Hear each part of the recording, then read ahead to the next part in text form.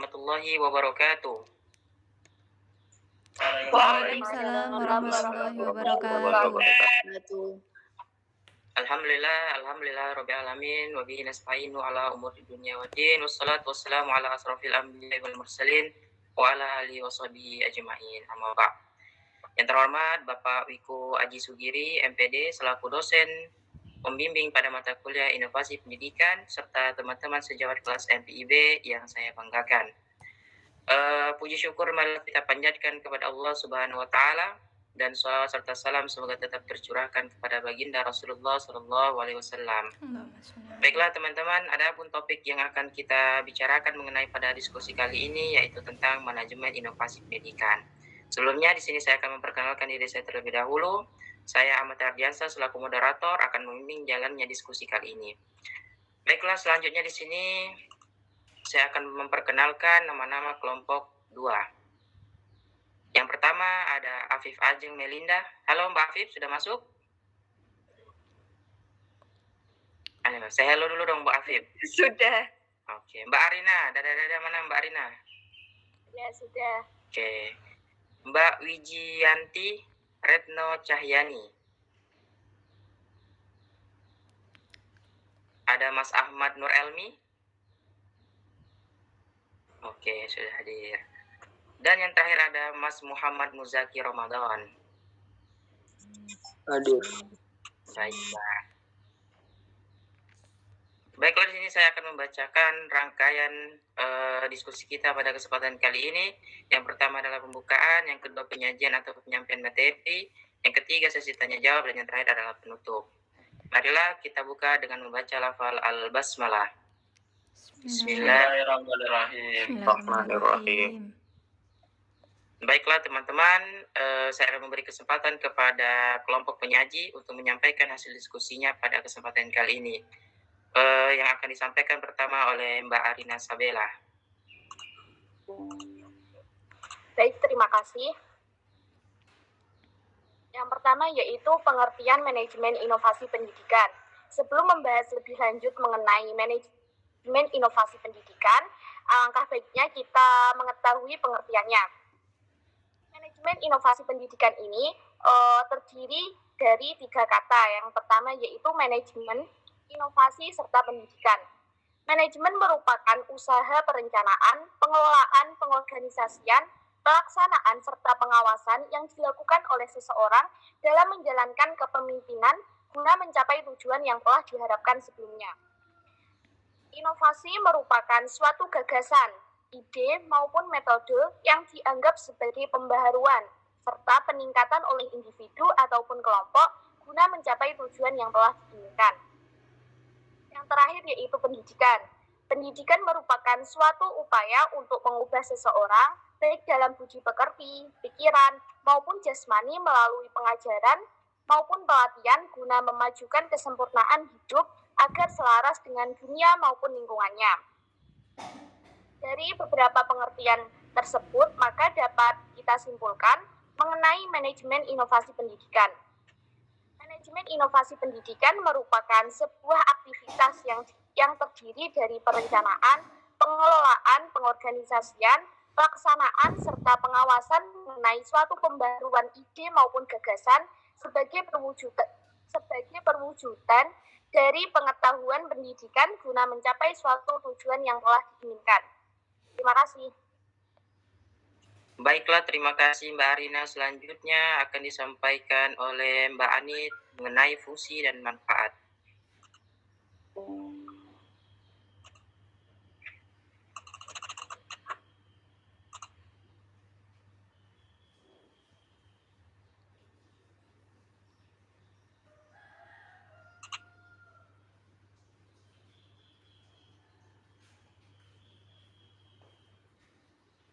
Bolehlah kita persilakan untuk Mbak Ani untuk menyampaikan tentang fungsi dan manfaat dari manajemen inovasi pendidikan.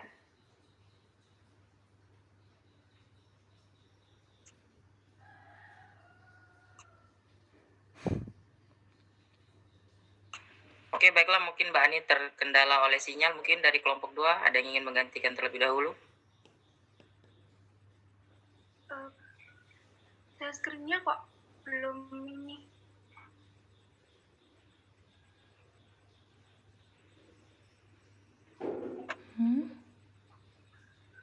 Screen-nya masih di pengertian.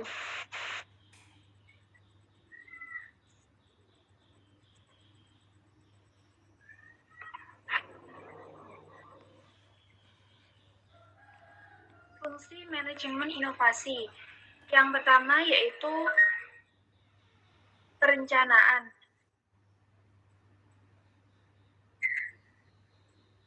Maaf, sebelumnya suara saya kedengaran nggak? Terdengar jelas, Mbak. Oh ya udah. Fungsi manajemen inovasi yang pertama yaitu perencanaan. Perencanaan ini merupakan kegiatan yang dilakukan yang bertujuan agar untuk mempersiapkan apa-apa yang dilakukan untuk mencapai suatu tujuan. Yang kedua yaitu pengorganisasian, merupakan suatu proses kegiatan merancang dan menetapkan komponen pelaksanaan proses kegiatan yang terdiri atas tenaga manusia, fungsi, dan fasilitas. Yang ketiga yaitu penggerakan atau motivasi. Kegiatan ini merupakan keseluruhan proses pemberian motivasi sedemikian rupa sehingga tercapainya tujuan inovasi dengan efisien dan ekonomis. Yang keempat yaitu pengawasan atau controlling, merupakan proses pengawasan atau mengamati proses inovasi yang sedang berjalan, mengukur apakah kegiatan sudah berjalan sesuai dengan tujuan yang sudah ditetapkan.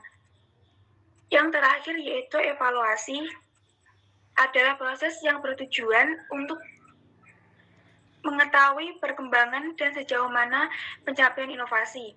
Selain itu, kegiatan ini juga bertujuan untuk menilai kegiatan inovasi apakah mengalami keberhasilan atau kegagalan, serta bagaimana hasil yang didapatkan apakah sudah sesuai target atau belum.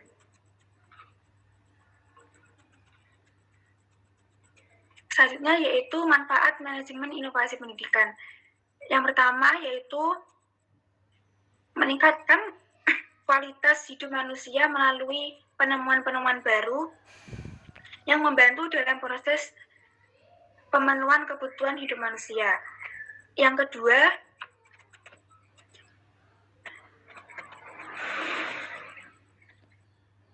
adanya kenaikan dalam kemampuan perindistribusian kualitas dalam menciptakan hal yang baru. Yang ketiga yaitu meningkatkan sumber daya manusia, memberikan strategi-strategi baru dalam pembelajaran.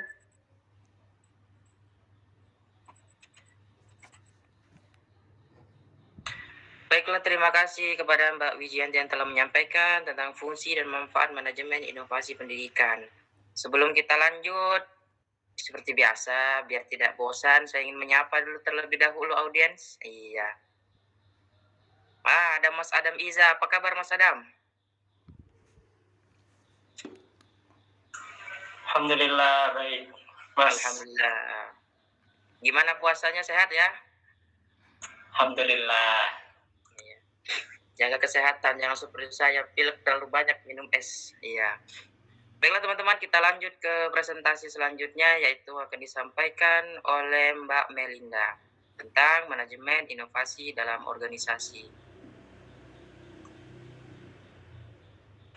Baik, terima kasih. Selanjutnya adalah manajemen inovasi dalam organisasi. Dalam organisasi pasti akan ada inovasi, yaitu pembaharuan atau sebuah ide baru yang berbeda dari sebelumnya. Inovasi ini harus baru dan bermanfaat bagi banyak orang, jadi harus adanya manajemen. Jadi inovasi adalah suatu proses yang harus dikelola dengan baik menggunakan serangkaian rencana, yaitu manajemen. Dalam pelaksanaan manajemen inovasi dalam organisasi ini disertai dengan tahapan-tahapan agar terciptanya organisasi yang inovasi dengan menyertakan manajemen yang baik dan teratur.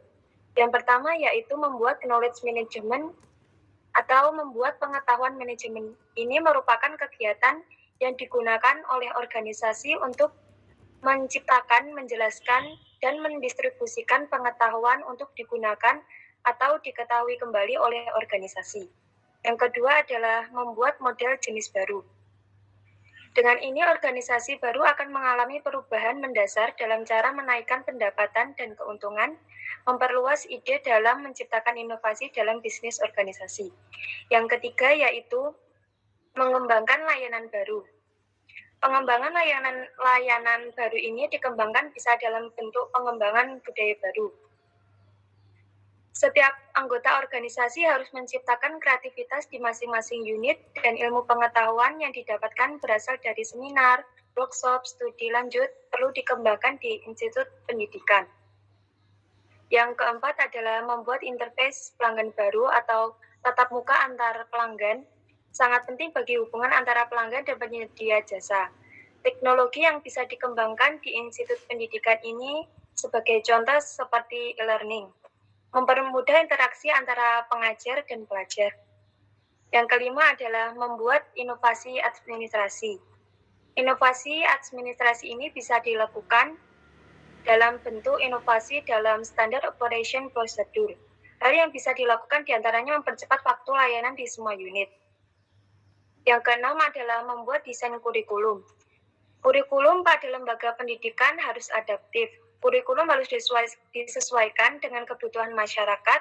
Pengembangan kurikulum ini harus disesuaikan dengan ilmu pengetahuan dan teknologi, serta kurikulum harus berisikan nilai-nilai yang dianut oleh masyarakat.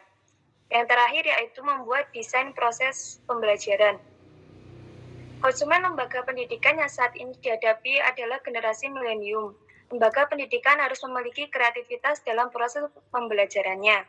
Harus dicari metode pembelajaran yang sesuai dengan kondisi konsumen tersebut. Jadi manajemen inovasi ini menciptakan aktivitas yang baru untuk memperoleh sesuatu yang baru melalui pengelolaan. Pengelolaan tersebut direncanakan untuk digunakan dalam sebuah organisasi guna menghasilkan sesuatu yang baru. Sesuatu yang baru diimplementasikan pada organisasi. Terima kasih. Terima kasih Mbak Afif Ajeng Melinda yang telah memberikan atau menyampaikan materinya. Selanjutnya yaitu akan disampaikan oleh Mas Ahmad Nur Elmi tentang strategi dalam manajemen inovasi.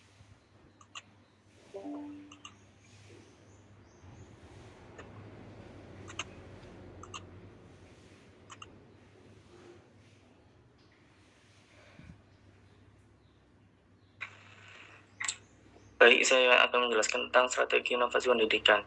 Salah satu faktor yang menentukan efektivitas pelaksanaan program perubahan sosial adalah ketepatan penggunaan strategi. Memilih strategi dengan tepat bukan pekerjaan yang mudah. Sukar untuk memilih satu strategi tertentu guna mencapai tujuan atau target perubahan sosial tertentu, karena sebenarnya berbagai macam strategi itu terletak pada suatu kesatuan dari tingkat yang paling lemah. Sedikit tekanan paksaan dari luar ke arah yang paling banyak, atau buat tekanan ataupun paksaan dari luar.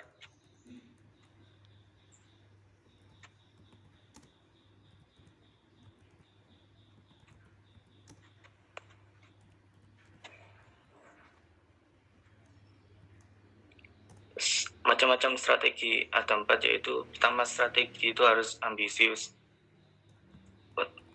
Harus ambisius ini untuk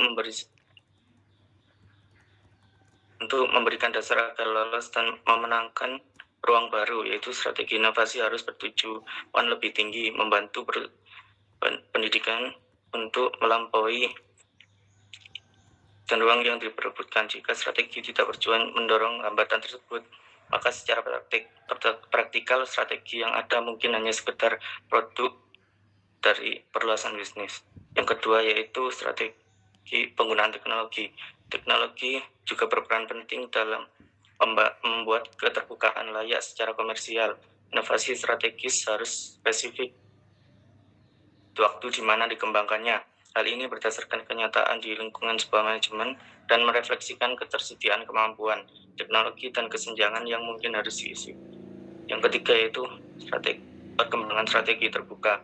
Proses perkembangan strategi terbuka berarti membawa yang ada di luar itu untuk masuk dan bekerja dan membawa asumsi yang tidak dimiliki kebanyakan orang dengan hambatan yang terjadi di inovasi pendidikan. Pernyataan di atas itu memberikan ide bagus, tetapi sulit sebuah pendidikan itu untuk terbuka dan menghindari keadaan yang sekedar menetap. Yang keempat yaitu strategi harus adaptif. Strategi inovasi itu harus mampu beradaptasi jika ada masukan baru meskipun membutuhkan perpindahan dalam beberapa arah untuk mendengarkan aspirasi yang dimiliki. Oke, baiklah kepada Mas Ahmad Nur Elmi yang telah menyampaikan tentang strategi manajemen pendidikan, khususnya di bagian inovasi. Selanjutnya kita akan menuju ke bentuk aktivitas manajemen inovasi pendidikan. Teman-teman jangan salah fokus ya dengan PPT-nya. Wah, ini keren banget. Dan yang akan disampaikan oleh orang yang kece juga. Monggo Mas Zakir. Terima kasih Mas Moderator telah memberikan waktunya untuk materi terakhir tentang bentuk aktivitas manajemen inovasi pendidikan. Ada beberapa bentuk aktivitas manajemen inovasi pendidikan. Yang pertama yaitu peningkatan terhadap keterlibatan peserta didik. Keterlibatan peserta didik pada pembelajaran dalam kelas merupakan hal penting bagi siswa yang keberlangsungan pendidikan, seperti halnya membuat pertanyaan berbentuk kuis. Dengan itu, siswa akan terlihat aktif dalam pembelajaran dan interaksi antara murid dan guru lebih hidup. Yang kedua yaitu pengembangan teknologi. Maksudnya yaitu mengajarkan siswa untuk tidak gagap teknologi. Dengan itu, siswa akan selalu mengikuti perkembangan zaman. Seperti contoh memberikan edukasi kepada siswa manfaat dan cara penggunaan media sosial yang baik dan lain-lain. Yang ketiga yaitu sistem belajar sambil bermain. Anak tidak mungkin lepas dari permainan, apalagi di usia yang remaja mendekati dewasa. Karena itu, guru mengedukasi siswa dengan memberikan pembelajaran berupa permainan seperti sambung cerita. Dengan itu, siswa akan dilatih kefokusannya. Yang keempat yaitu pembelajaran multimodal. Pembelajaran multimodal dapat memudahkan peserta didik, yaitu dengan cara mengintegrasikan antara tulisan, gambar, gerakan, suara, tindakan, dan lain-lain. Seperti halnya guru menyampaikan cerita tentang kehidupan guru tersebut, maka murid yang diajar itu bisa mengambil kesimpulan atau hikmah yang diceritakan guru tersebut dan menjadikan siswa lebih bermotivasi dalam belajar. Yang terakhir yaitu pembelajaran berbasis perkumpulan. Manusia adalah makhluk yang sosial. Manusia pasti membutuhkan seseorang, maka dengan itu manusia bisa memanfaatkan sosialnya itu untuk membangun sebuah perkumpulan yang bermanfaat. Seperti halnya mengikuti kelompok belajar seperti les atau perkumpulan diskusi yang bermanfaat. Sekian dari saya kembalikan ke moderator. Baiklah, terima kasih Mas Muhammad Muzaki Ramadan yang telah menyampaikan presentasi yang terakhir ya. Dari tadi saya jujur baru salfok, ternyata PPT-nya Netflix. Waduh, bukan aku Netflix nih. Oke, saya berhentikan dulu. Baiklah, kita lanjut ke sesi selanjutnya, yaitu sesi tanya jawab. Saya berikan kesempatan kepada teman-teman yang ingin bertanya di sesi pertama ini. Kami membuka untuk 2 pertanyaan. Jangan lupa menyebutkan nama, NIM, kemudian kelompok, hobi, dan lain. Oh, tidak usah. Cukup nama, NIM, dan asal kelompok saja. Silakan. Izin bertanya. Ya. Oke, silakan yang tadi pertama Mbak Azmi Syafasila. Ya, terima kasih Mas Moderator. Saya izin bertanya, kan tadi dijelaskan bahwa ada sistem pembelajaran sambil bermain. Nah, saya ingin bertanya dalam bentuk kegiatan inovasi manajemen pendidikan, ada salah satu sistem belajar sambil bermain. Dan mungkin sistem ini lebih disukai oleh anak-anak. Namun, kendalanya anak-anak menjadi lebih tidak efektif belajarnya karena mereka kan lebih suka dalam bermain saja, mungkin seperti itu ya, karena dunianya anak-anak. Jadi bagaimana untuk kita dapat lebih memilih cara agar anak-anak bisa menjadi lebih efektif untuk belajar sambil bermain. Mungkin contoh yang lain dari cerita ya, tadi Mas Muzaki menjelaskan. Mungkin ada contoh yang lain, kan tidak mungkin jika diajarkan untuk berfokus pada sistem pembelajaran bercerita terus. Terima kasih. Baiklah, terima kasih Mbak Asmi Syafashila. Bagaimana dengan kelompok 2? Apakah bisa dapat diterima soal dari Mbak Azmi? Halo, kelompok 2, apakah dapat dimengerti? Bisa. Oke, insya Allah bisa. Baiklah, kita lanjut kita lanjut untuk pertanyaan kedua. Silakan yang ingin bertanya. Saya izin bertanya. Ya, Mbak Cecil. Sebelumnya, saya Cecilia Indafsari dengan NIM 21010160039. Saya izin bertanya, kan tadi dijelaskan tentang tujuan dan maksud-maksud yang ada pada perencanaan awal manajemen inovasi pendidikan. Lah, jika terdapat tujuan dan maksud-maksud tertentu yang harus dicapai, tetapi dalam perencanaan tersebut belum terdapat sarana dan keputusan yang akan diambil.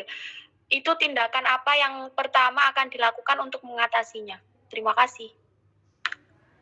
Oke, baiklah. Bagaimana dengan kelompok 2? Sebelumnya Mbak Cecil dari kelompok mana, Mbak?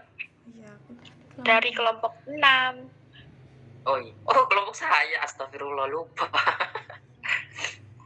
Oke. Jadi pertanyaannya itu bagaimana jika pada awal perencanaan manajemen, pokoknya bagaimana di situ sasaran serta keputusan yang baik untuk diambil. Seperti itu, Mbak ya? Ya. Iya, silakan. Bagaimana kelompok 2? Dapat dimengerti? Insya Allah bisa. Ya, insya Allah bisa. Baiklah, kita tampung terlebih dahulu sambil kita menunggu jawaban. Mungkin dari teman-teman ada yang ingin menyampaikan jawaban atau dari kelompok 2 sendiri.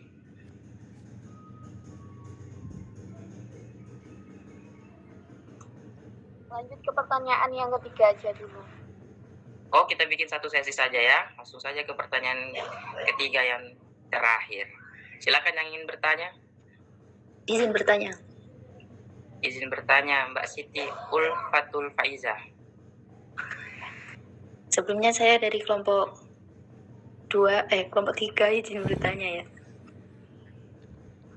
Dalam pelaksanaan manajemen inovasi kan terdapat tahapan-tahapan, salah satunya membuat pengetahuan manajemen. Pertanyaannya, bagaimana contoh kegiatan pengaplikasian dalam membuat pengetahuan manajemen yang dapat diterapkan dengan mudah oleh lembaga pendidikan? Oke, baiklah. Bagaimana kelompok 2 dapat dimengerti? Oh, NIM-nya tadi belum disebutkan, Mbak Siti Ulfatul Faiza. Iya.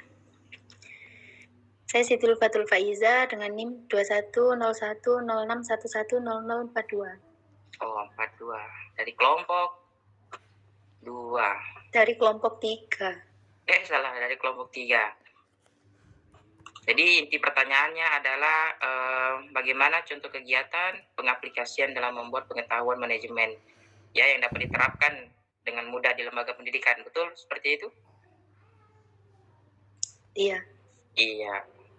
Kelompok 2 dapat dipahami ya pertanyaan dari Mbak Siti Ulfatul Faiza. Oke, baik. Mungkin dari teman-teman kelompok 2 ada yang ingin menjawab terlebih dahulu dari pertanyaan pertama, kedua, dan ketiga. Silakan.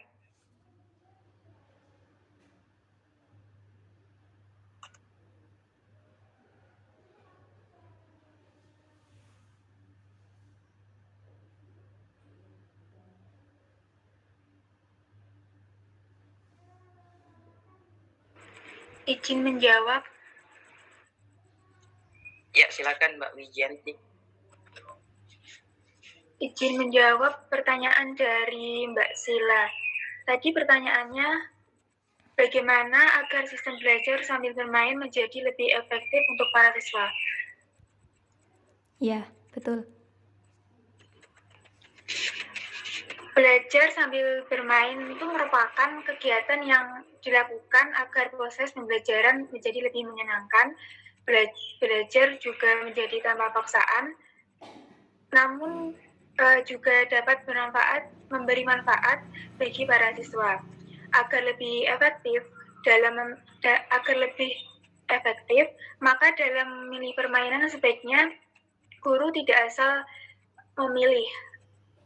Misal memilih permainan yang menarik, tetapi juga harus memperhatikan unsur edukatif dalam permainan. Contohnya yaitu tadi sudah disebutkan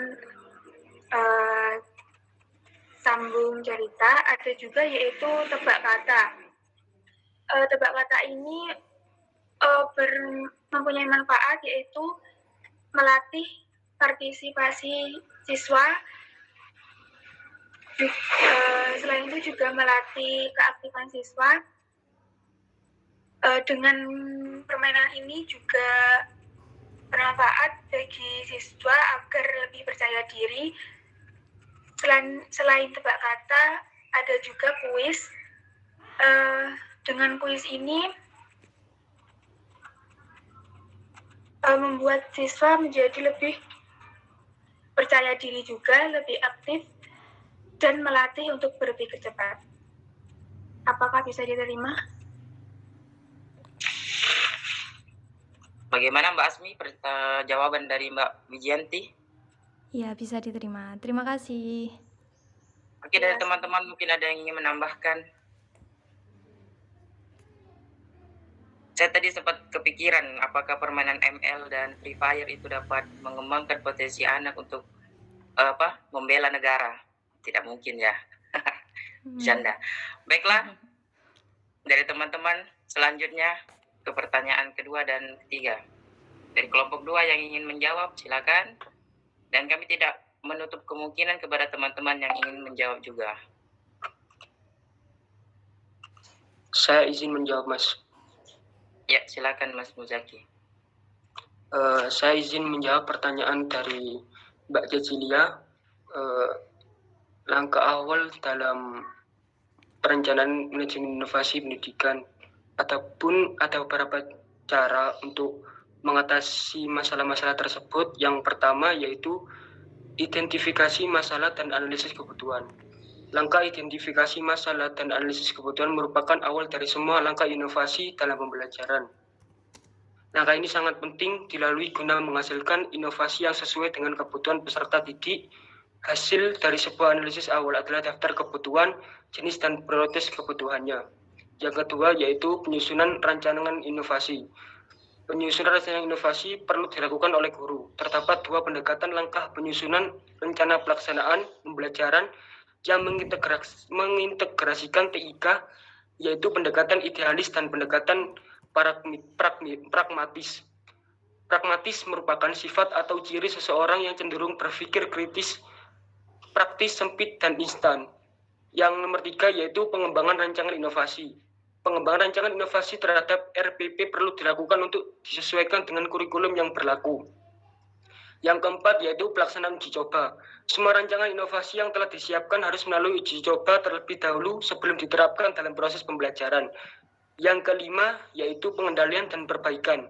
Berdasarkan hasil uji coba yang dilakukan oleh guru, harus melakukan perbaikan pada setiap kelemahan-kelemahan yang mungkin saja muncul selama proses perancangan. Yang keenam yaitu implementasi. Setelah semua dirasa siap, maka tindakan selanjutnya yaitu implementasi terhadap inovasi dalam pembelajaran. Kesiapan guru dalam mengimplementasikan inovasi pembelajaran ini menjadi kunci kesuksesan di lapangan. Yang terakhir yaitu evaluasi. Usai melakukan implementasi, selanjutnya guru harus melakukan evaluasi guna perbaikan pada kegiatan pembelajaran berikutnya.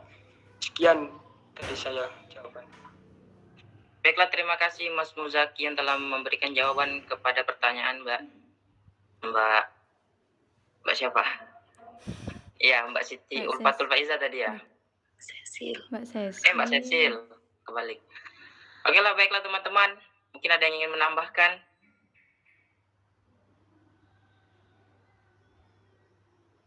Tidak ada yang ingin menambahkan? Nah, cukup ya, kita lanjut ke pertanyaan terakhir yang diberikan oleh Mbak Cecilia. Mbak Siti. Saya izin menjawab pertanyaan dari Mbak Ulfa. Ya, silakan Mbak Afif, Mbak Ajeng, atau Mbak Melinda. Dalam pengaplikasian pengetahuan manajemen ini ada beberapa tahapan. Yang pertama yaitu dengan cara sosialisasi. Sosialisasi ini adalah proses sharing dan penciptaan teaching knowledge. Teaching ini adalah pengetahuan yang terdapat di dalam otak atau pikiran seseorang sesuai dengan pemahaman dan pengalaman orang itu sendiri, melalui interaksi dan pengalaman langsung dari individu ke individu lain. Contohnya, seorang guru sharing atau diskusi di depan guru lain tentang pengetahuannya, sehingga guru lain dapat belajar darinya. Yang kedua adalah eksternalisasi, yaitu mengungkapkan pengetahuan tersebut seperti menuliskan atau menggambarkan pengetahuan tersebut melalui tulisan karya ilmiah, video, atau laporan kegiatan. Laporan kegiatan atau dokumentasi ini berdampak besar bagi kemajuan pengetahuan manajemen bagi organisasi sekolah. Yang ketiga adalah kombinasi. Kombinasi ini menerapkan pengetahuan dari eksplisit kepada eksplisit. Eksplisit ini pengetahuan yang sudah dikumpulkan ke dalam suatu bentuk dokumentasi sehingga mudah untuk dipahami. Contohnya, hasil karya ilmiah tersebut dapat menjadikan referensi pengambilan sebuah kebijakan sekolah. Oleh karena itu, alangkah baiknya saat pembuatan karya ilmiah, tesis, skripsi itu ada peta konsep atau mapping. Yang keempat adalah internalisasi, yaitu proses menjadikan pengetahuan eksplisit menjadi seperti visi, misi, nilai, tata tertib atau budaya sekolah, dan yang mudah dipahami dan dimaknai oleh lembaga sekolah atau yang ada di dalam sekolah tersebut, sehingga visi dan misi tersebut bisa menjadi budaya sekolah dan diterapkan menjadi pengetahuan manajemen. Sekian, terima kasih. Itulah dia tadi jawaban atas pertanyaan yang diberikan oleh Mbak Cecilia. Mbak Cecil, bagaimana? Cukup memuaskan, terima kasih. Ya, cukup memuaskan. Untuk lebih memuaskan lagi mungkin ada yang ingin menambahkan. Silakan dari teman-teman. Bagaimana teman-teman, mungkin ada lagi yang ingin menambahkan jawaban dari Mbak Afif.